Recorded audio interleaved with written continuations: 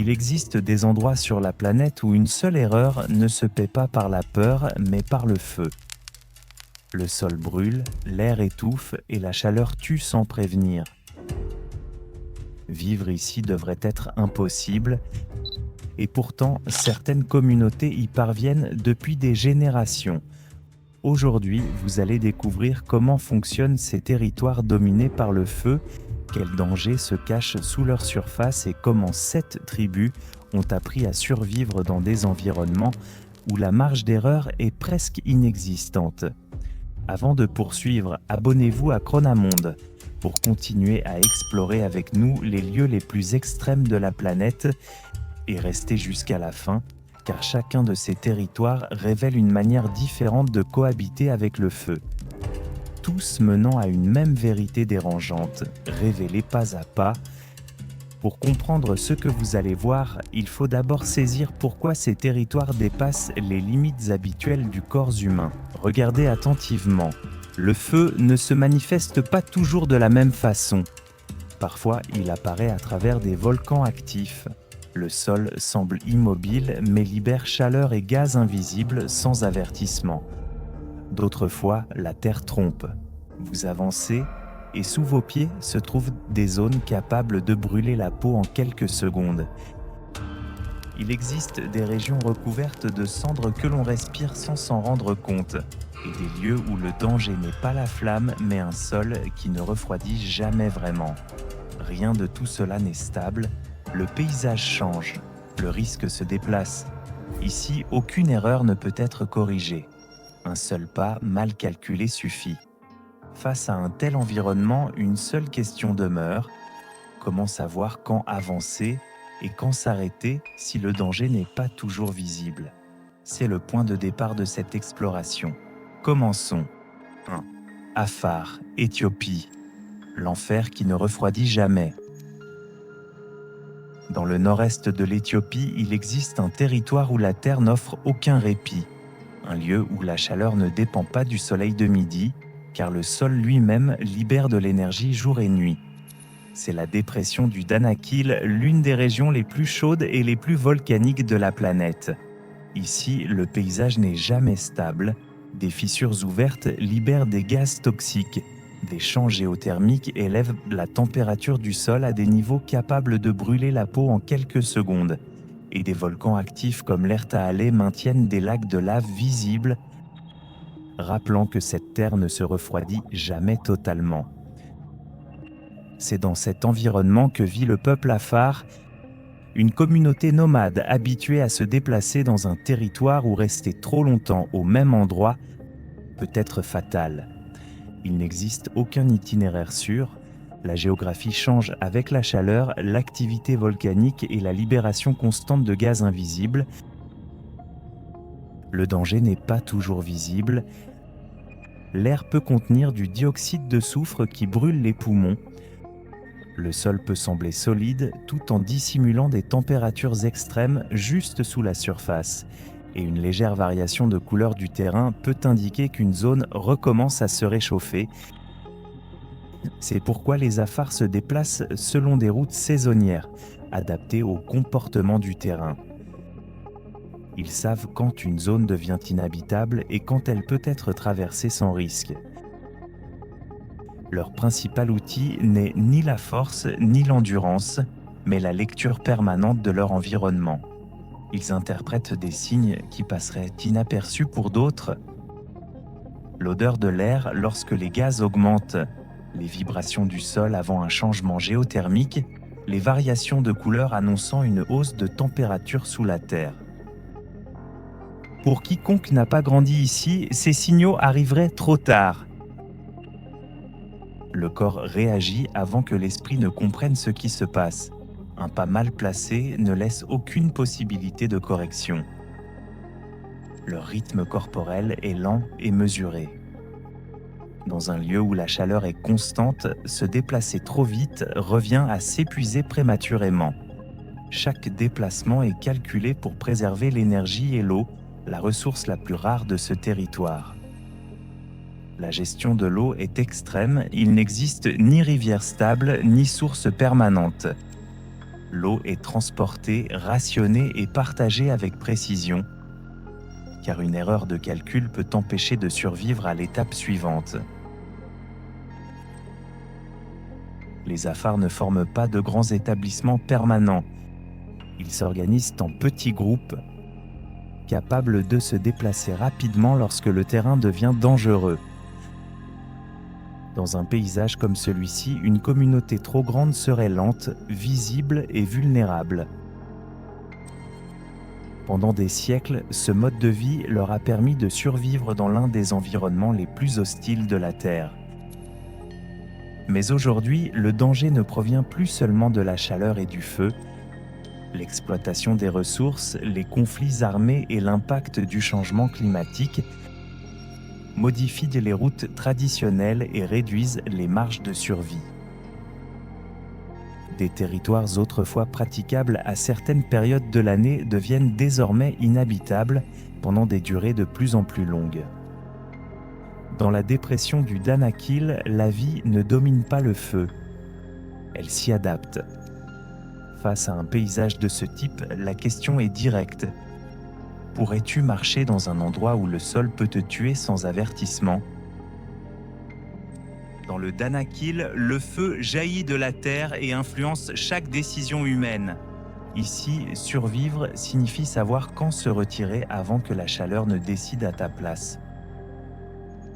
Mais tous les peuples qui vivent avec le feu ne le font pas dans des déserts ouverts. Il existe des lieux où le danger ne s'étend pas en silence, mais s'élève sous la forme d'une montagne capable de se réveiller à tout moment. Si ce que tu viens de voir t'a déjà paru extrême, la suite change totalement de décor. Le regard se tourne maintenant vers l'Indonésie, vers un territoire où le paysage impose ses propres règles. Un lieu où la menace n'explose pas, elle demeure. 2. Baliaga, Indonésie, vivre sous des volcans actifs. Sur l'île de Bali, il existe un paysage où le danger ne s'étend pas sous les pieds, il se dresse devant les yeux et domine l'horizon. Sentez l'air devenir plus lourd, le silence peser, la présence de la montagne tout conditionné autour de vous. Ici, le feu prend la forme d'une montagne. Les Baliagas sont des communautés traditionnelles qui vivent dans des régions marquées par des volcans actifs, dont le mont Agung, l'un des plus redoutés d'Indonésie. Un volcan qui n'appartient pas au passé, il est entré en éruption à une époque récente et demeure une menace bien réelle pour ceux qui vivent autour de lui. À la différence d'autres territoires extrêmes, le danger ici n'est pas permanent, il est cyclique. Pendant de longues périodes, la terre paraît calme, les champs sont de nouveau cultivés, les villages se reconstruisent. La vie quotidienne reprend sous l'ombre du volcan, jusqu'au moment où la montagne se réveille. Les éruptions projettent des cendres qui recouvrent toits, cultures et chemins. L'air devient irrespirable, la visibilité disparaît, et en quelques heures, des communautés entières doivent quitter leur maison en suivant des itinéraires d'évacuation qu'elles connaissent par cœur. Pour les Baliagas, évacuer n'est pas fuir, c'est une partie du cycle. Ils savent quand partir et surtout quand revenir. Après chaque éruption, les cendres rendent la terre plus fertile, mais obligent aussi à recommencer. Les maisons se rebâtissent, les temples se nettoient, les champs se réorganisent. Toute la communauté participe à un processus qui n'est pas vécu comme une tragédie sans fin, mais comme une épreuve de plus dans une relation ancienne avec le volcan. Leur survie dépend d'une lecture précise des signaux naturels. Changements dans le comportement du volcan, variations du vent, sons profonds, légères vibrations ou modifications de l'environnement servent d'alerte précoce. Il ne se fie pas uniquement à la technologie moderne.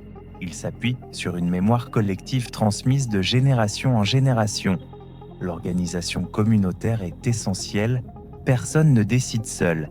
Évacuation, retour, reconstruction. Tout se fait de manière coordonnée, car dans un tel environnement, l'erreur d'un individu peut mettre tout le monde en danger. Vivre sous des volcans actifs a forgé une vision du monde où le risque n'est ni nié ni combattu.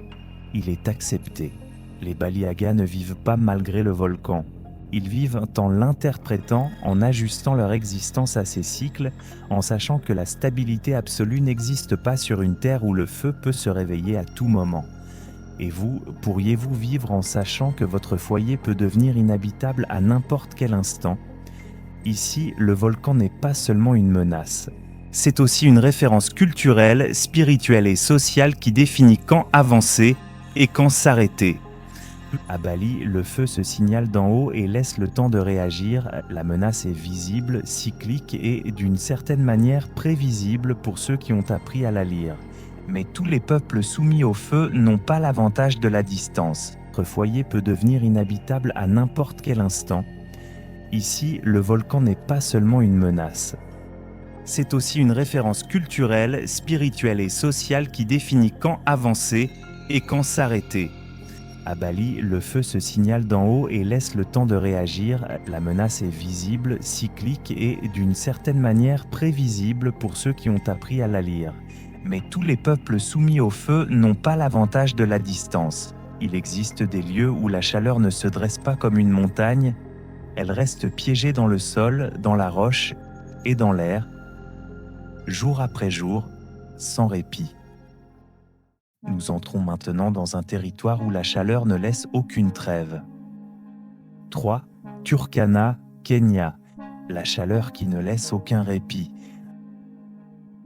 Dans le nord du Kenya, il existe un territoire où le danger ne se présente ni sous forme d'explosion, ni comme une catastrophe soudaine. Ici, l'ennemi est constant.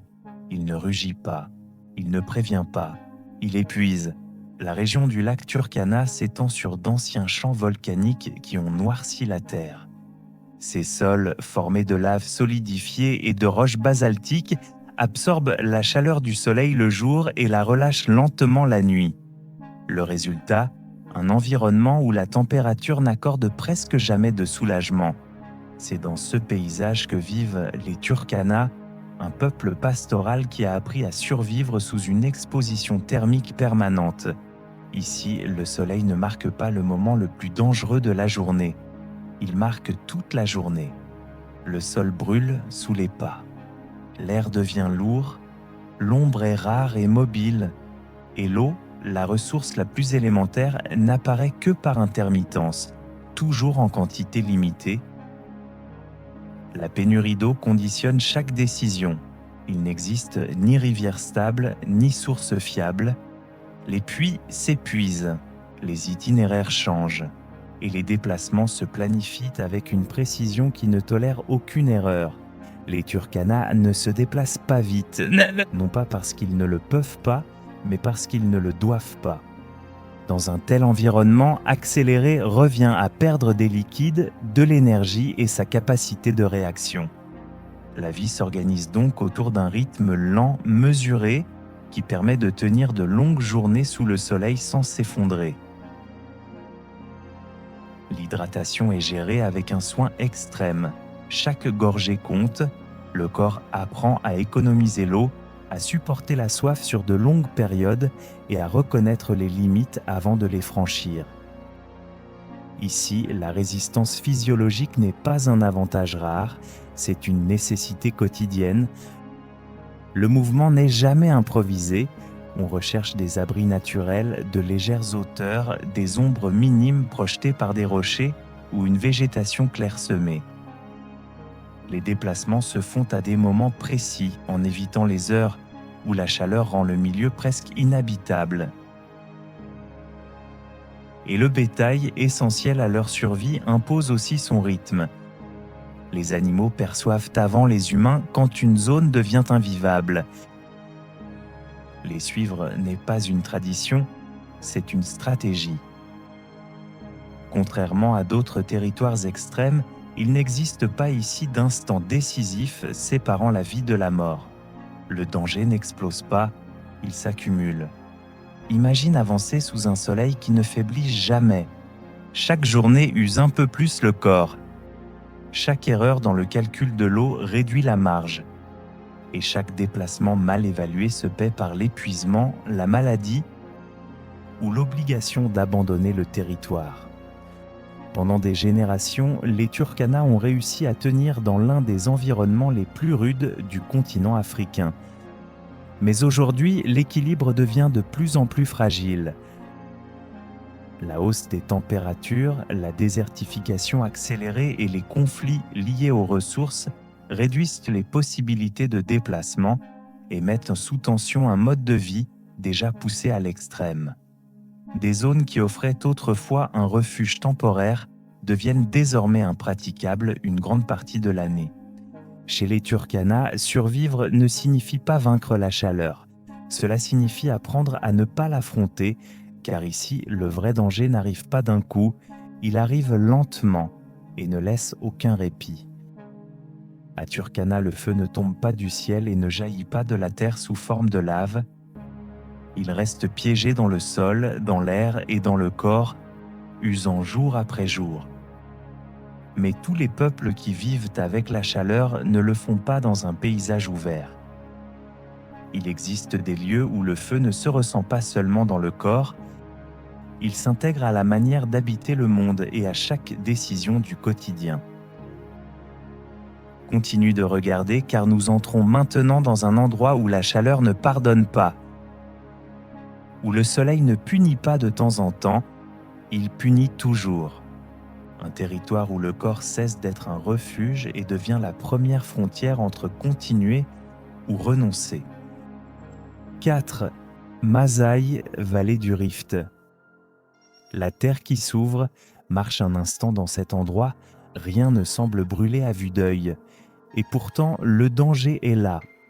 Il ne tombe pas du ciel et il ne jaillit pas comme de la lave. Il s'ouvre sous tes pieds, tu avances sur une terre qui paraît stable mais qui craque, se fend et change sans prévenir. Le sol retient la chaleur, l'air ne l'annonce pas. Tu ne la sens que lorsque tu es déjà dessus. La grande vallée du Rift traverse l'Afrique de l'Est comme une blessure qui ne se referme jamais vraiment. La croûte terrestre s'écarte lentement, créant fissures, failles et zones où la chaleur remonte du sous-sol sans signe évident. Ici, le paysage ne se brise pas d'un coup, il se décale, et chaque pas exige une attention totale. C'est dans ce territoire que vivent les Maasai, un peuple pastoral dont la survie dépend de sa capacité à se déplacer sur une terre jamais complètement stable. À première vue, les plaines semblent ouvertes et faciles à traverser, mais sous la surface, il existe des poches de chaleur, des zones géothermiques et des sols capables d'atteindre des températures dangereuses sans signal clair. Un terrain sûr hier peut devenir inhabitable après une simple variation de l'activité souterraine. Ici, le feu ne se voit pas, il se ressent. Les Maasai ont appris à vivre avec ce risque invisible en prenant des décisions fondées sur une lecture précise de l'environnement. Ils repèrent des fissures récentes, des changements dans la végétation, des variations du comportement des animaux et des différences de température du sol. Pour eux, chaque détail est un avertissement. Leur mode de vie est mobile par nécessité. Le bétail n'est pas seulement nourriture et richesse, c'est aussi un capteur naturel. Les animaux évitent instinctivement les zones trop chaudes ou instables. Les suivre n'est pas une tradition, c'est une stratégie de survie. Lorsqu'une région commence à devenir dangereuse, les campements se déplacent. Il ne s'agit pas de fuir, mais d'anticiper. Rester trop longtemps au mauvais endroit peut signifier perdre des animaux, des ressources ou la vie. Les installations sont légères, conçues pour être démontées et reconstruites rapidement. Sur une terre qui s'ouvre, la permanence devient un handicap. La mobilité, elle, est une forme d'intelligence. Pendant des générations, ce savoir a permis aux Maasai de faire paître leurs troupeaux dans l'une des régions les plus actives géologiquement de la planète. Mais aujourd'hui, cet équilibre devient de plus en plus fragile. La pression sur les terres, la réduction des routes traditionnelles et l'extension d'infrastructures fixes limitent la capacité de mouvement. Des zones autrefois évitables doivent désormais être traversées et la marge d'erreur se réduit. Dans la vallée du Rift, le feu n'engloutit pas des villages entiers en un instant. Il ne fait pas de bruit, il ne prévient pas, il attend. Ici, survivre ne consiste pas à affronter le feu, mais à le reconnaître tant qu'il est encore invisible. Car sur cette terre qui s'ouvre, le plus grand danger n'est pas celui que l'on voit, c'est celui que l'on ignore. Et toi, saurais-tu repérer un danger avant qu'il ne se manifeste ? Il existe des peuples qui ne se contentent pas de cohabiter avec la chaleur extrême. Ils l'intègrent au corps, à la peau, à chaque geste du quotidien.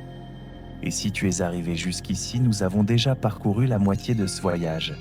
Continuer signifie que tu fais déjà partie de cette chaîne. Si ce n'est pas encore fait, abonne-toi et prépare-toi, car ce qui vient ensuite va encore plus loin. Nous nous dirigeons vers un territoire où le soleil n'accorde aucun répit, où le feu n'apparaît pas de temps en temps, il demeure. Et vivre ne signifie pas fuir la chaleur, mais apprendre à la porter sur soi. 5. Himba, Namibie. Le feu du soleil. Dans le nord-ouest de la Namibie, il existe un territoire où le danger ne vient pas du sol et ne s'élève pas sous forme de volcan. Ici, le feu tombe du ciel. Le Kaokoland est une région aride et brûlante où l'exposition au soleil est constante et où les températures extrêmes n'offrent aucun refuge. Il n'y a pas assez d'ombre, pas d'humidité pour soulager le corps, et la chaleur n'arrive pas par pic, elle demeure.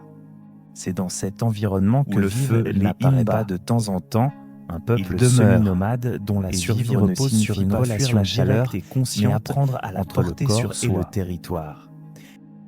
Ici, s'adapter ne consiste pas à fuir la chaleur, mais à vivre avec elle. Le soleil dicte chaque décision du quotidien. Les activités se déplacent vers les heures les moins agressives, les déplacements se mesurent. Le repos devient une stratégie. Dans un paysage où le feu solaire frappe sans pause, le corps est la première ligne de défense. L'une de leurs adaptations les plus connues est la protection du corps. Le mélange de graisse animale et de pigments minéraux appliqués sur la peau n'est pas un simple ornement ni un symbole esthétique isolé. Il agit comme une barrière face au soleil, réduit la perte d'humidité et protège de la sécheresse extrême de l'air. Faute d'eau abondante, la gestion de la chaleur devient prioritaire. Chaque geste vise à économiser l'énergie, éviter la surchauffe et maintenir l'équilibre du corps dans un environnement où l'erreur se paie par l'épuisement ou l'effondrement. Ici, le feu n'est pas seulement le soleil, il fait aussi partie de la vie quotidienne.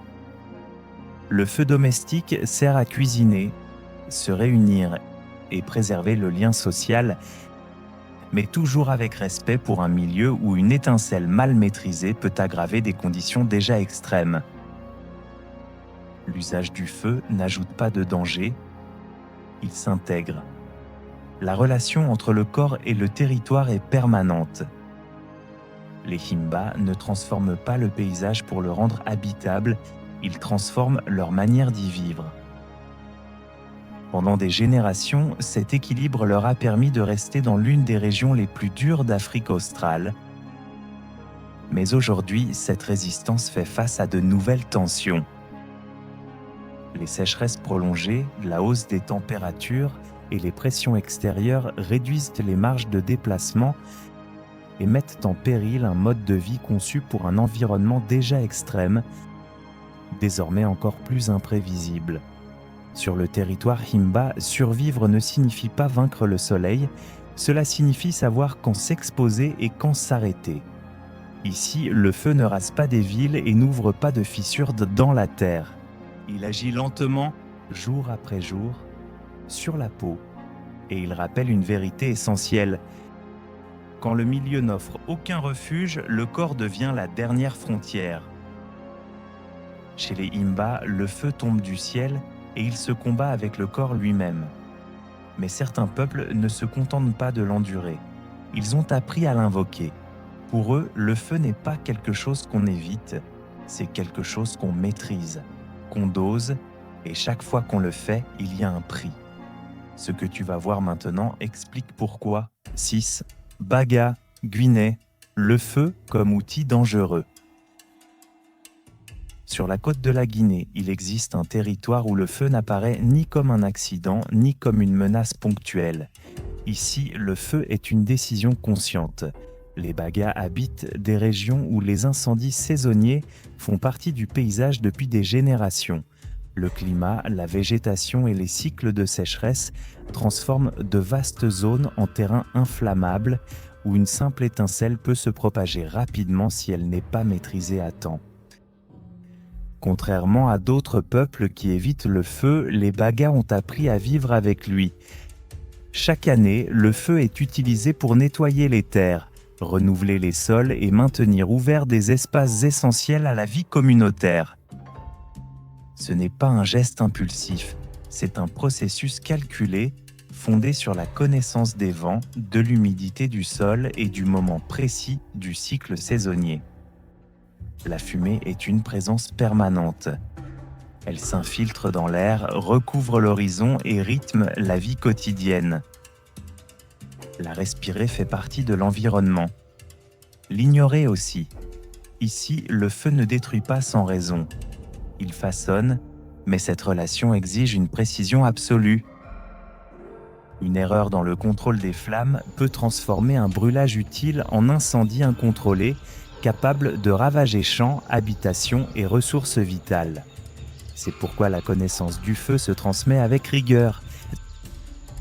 Savoir quand l'allumer est aussi important que savoir quand l'arrêter. Les cycles naturels fixent les règles et ne pas les respecter met toute la communauté en danger. Le risque n'est pas nié, il est accepté. Vivre ici, c'est comprendre que le feu peut être à la fois allié et ennemi. Il n'y a aucun romantisme là-dedans, seulement la conscience profonde que certains outils, lorsqu'ils sont maîtrisés, permettent de survivre, et lorsqu'ils sont sous-estimés, détruisent tout sur leur passage. Pendant des générations, cette relation a soutenu les Bagas dans un environnement changeant. Mais aujourd'hui, l'équilibre devient de plus en plus fragile.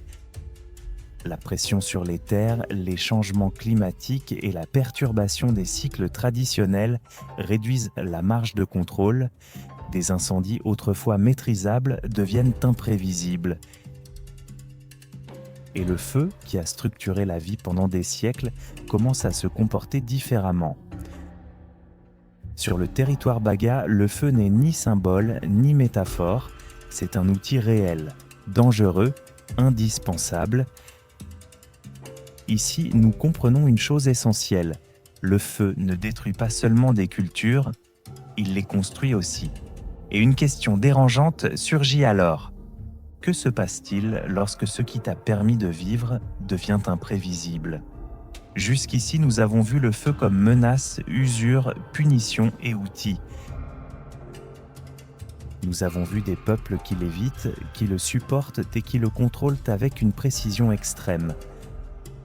Mais nous n'avons pas encore atteint la limite. Il existe une manière de vivre avec le feu qui va au-delà de son utilisation ou de sa résistance. Une manière où le feu n'est pas seulement une ressource, mais la ligne exacte entre sécurité et mort. Tout ce que nous avons vu nous conduit vers la communauté la plus extrême de cette exploration, celle qui vit dans un environnement où sans feu aucun refuge n'est possible. La jungle de Papouasie se referme devant nous, un territoire dense, fermé, où le danger ne se voit pas toujours, il se ressent. 7. Korowai, Papouasie, Indonésie. Quand le feu ne brûle pas, il protège.